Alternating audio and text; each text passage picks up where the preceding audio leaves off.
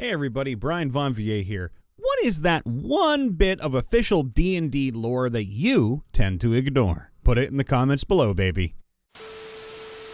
Electrum Pieces, also known as EP. I dig Electrum as a forgotten currency once used by a long-dead civilization. It shows up whenever I want to show that the treasure my players found is really old, or I want to push them towards a certain location, like a museum, smith, or a bank. Or I just don't want them to spend it for a little bit. I once hit a trio of Electrum with literally 1,000 silver pieces. The Electrum Pieces had tracking spells on them, cause the rival forces knew the adventurers wouldn't be able to spend them quickly. The loot came from a chest of money that one of the PCs had requested from their homeland. It was intercepted by their rival claimant for the throne. The Electrum looked silver-ish, and the PC had low enough perception that they didn't notice them. When the PC tried to deposit the money, the bank didn't accept the 3 pieces and instead told them to either melt them down or take them to a museum or antique dealer. The plot intervened, so the PC just carried them around for a few sessions. Finally, at a plot-convenient moment, a group of assassins sent by the rival claimant appeared and attacked the PC. On their bodies were 3 necklaces, simple white crystals on a string or chain. When dangled, the crystals would swing further in the direction of one of their respective Electrum pieces. Cats not having dark vision, and snakes not being immune to being prone. Yeah, how can a snake be prone? They're always prone. I don't really believe in official D&D lore. Monster lore, the core setting, everything has changed from edition to edition. It's all just idea fuel, not a canon. Closer to an oral tradition than setting a Bible. For the Forgotten Realms, the spell plague never happened. The whole Ebier Toril thing never happened. Tortles live a long time. Dragonborns have tails and longer necks. A lot of Feywild stuff, since it has been shoehorned into existing lore, and I find some of it, like Eladrin's for example, rather bland.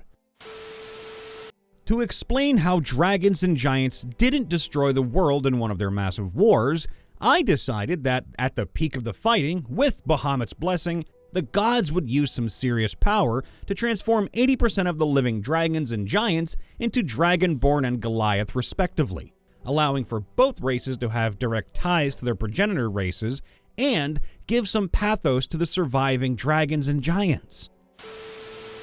The stuff about why the gods don't visit the material plane. Something to do with Ao and tablets and the sundering or something. Instead, I just take the divine gate from Critical Role. There's a big celestial gate between the material plane and the other planes that gods can't pass through. Boom!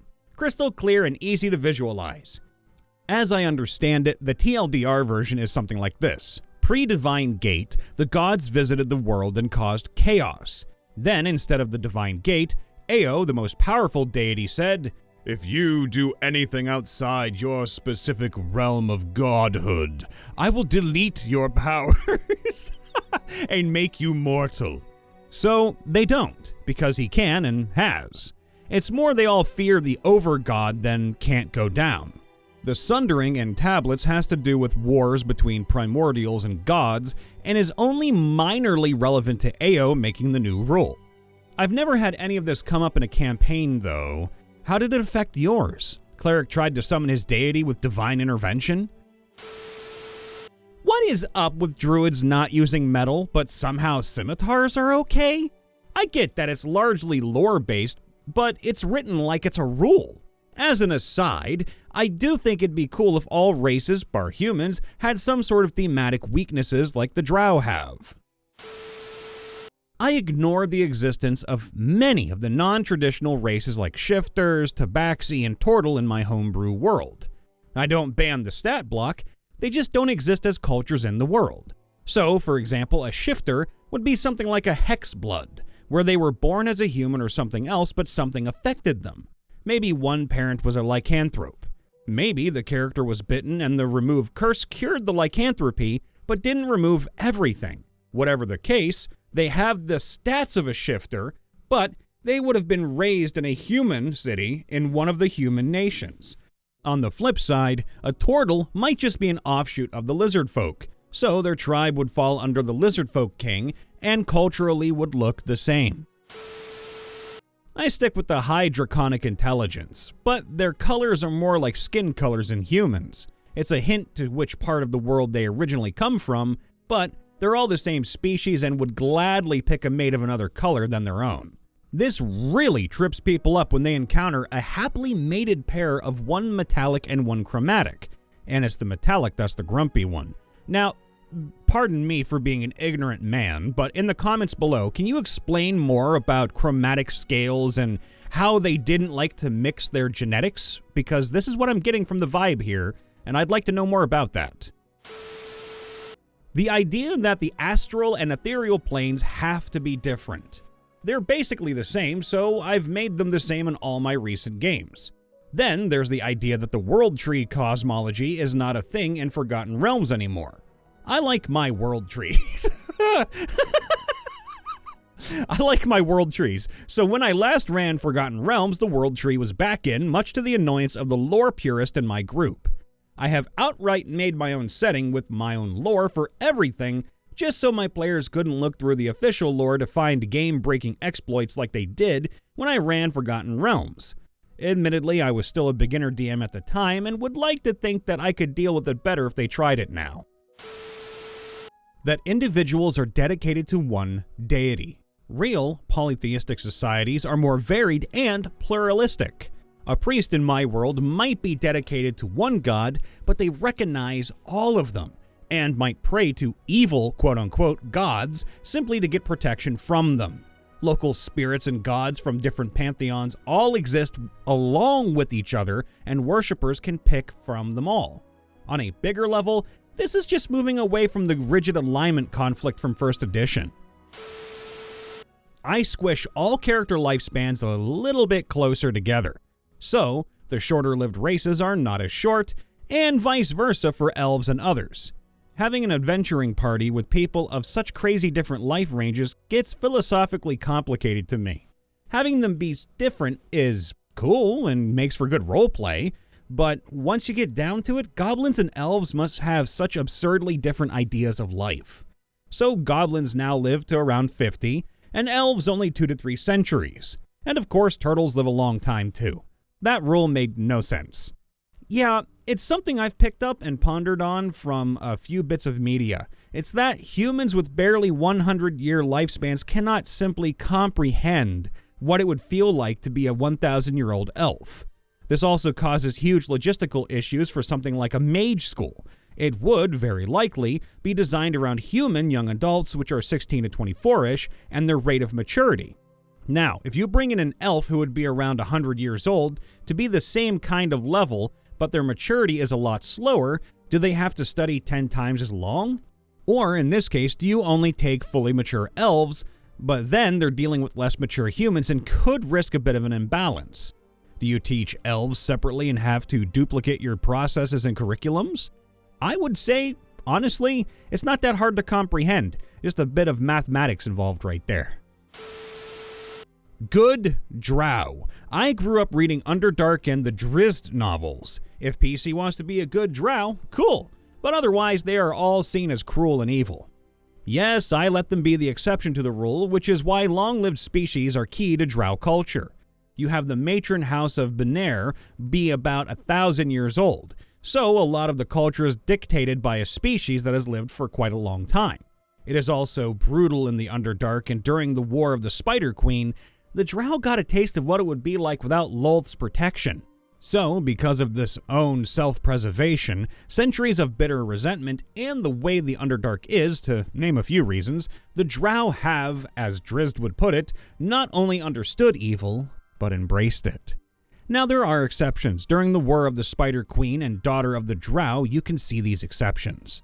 There are drow who fled the Underdark for the surface and worship Elistre, I hope I pronounced that correctly, even Coryllion, wanting to go back to that communion with a mutable god, to be able to go back home when they die rather than that horrible place Lolth has made a home of, and have their souls cycle back to the realm as elves. the followers of Veyruun, who despise Lolth for how she uses them as pawns and want a sort of freedom away from it all, but are just as ruthless at times. The insane followers of Gwanduar, okay, no, these are just pure evil. The fun thing about these exceptions is that they are exceptions. I have played a half-drow for quite a while. The struggle to learn to let go of what he had learned in the Underdark, as well as the struggle to have some sort of normal life on the surface due to the deserved prejudice that exists against the drow, makes the character interesting.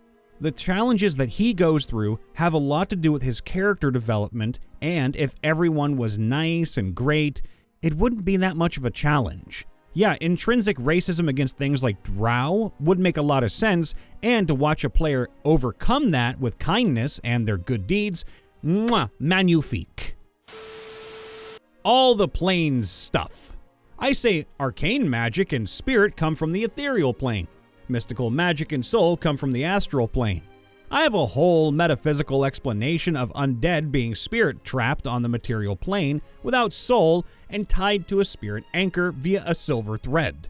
Spirit is all desire. Soul is all contentment. So powerful undead have a lot of desire and no way to ever be content. Somewhere deep under the mountains is the Netherworld, where Cthulhian monsters lurk, occasionally to emerge to terrify surface dwellers. And there is a Fey realm that sometimes crosses with ours. Its landscape is the same, only wilder, without cities and croplands. I don't like the idea of any intelligent creature being likely forced into an alignment at birth. As such, orcs and goblins and dragons are all more complex characters than whatever alignment would be their birthright. Now, I believe there is a misunderstanding of alignment versus cultural alignment. The Monster Manual is a generalization of the species and race as a whole, aka if 34% are evil, 33% neutral, and 33% good, their Monster Manual lists their cultural alignment as evil, since on average that is the case. Evidence towards this is the fact that there are book-specific instances to the contrary, such as Good Drow, Drizzt, and Beholders, Large Luigi, as well as evil Celestials such as Asmodeus. By lore, he technically was a Celestial. Many people misunderstood the books as, "This race must be evil," and started crying racism, which is why Wizards is removing it. Bleh. It was an on average. The culture of this race is considered evil by the other races. Not, "Each individual one of this race is and always will be evil." I actually like the racism in fictional stories. Okay, that's a sentence I never thought I'd say. Okay, moving on. The Legend of Drizzt saga would have sucked without it, and a lot more people would have died when the drow attacked. I feel that, although racism is bad, erasing fictional examples of it is not the way to make it go away. Lord of the Rings, for example, would be so much less entertaining without Legolas and Gimli's banter. The Hobbit would have been over much faster if the elves had come to the dwarves' aid. Avatar, the movie, not the anime, wouldn't even exist if the white guys had knowledge that aliens had rights. But these are just entertaining stories, not recruitment calls for racism. In fact, having racism in fictional fantasy settings gives you yet another enemy to fight against. Fighting against racism, I mean, which is an incredibly good thing. Hey everybody, Brian Von VA checking in after the vid. Please make sure to leave a like, subscribe, ring that bell, and let us know in the comments below what bit of lore that you consider to be official D&D lore do you tend to just ignore. That was a big mouthful and kind of a little tongue twister there. Try to say that 3 times fast. Anyway, be safe, be happy, be healthy. We'll see you next time. Bye for now.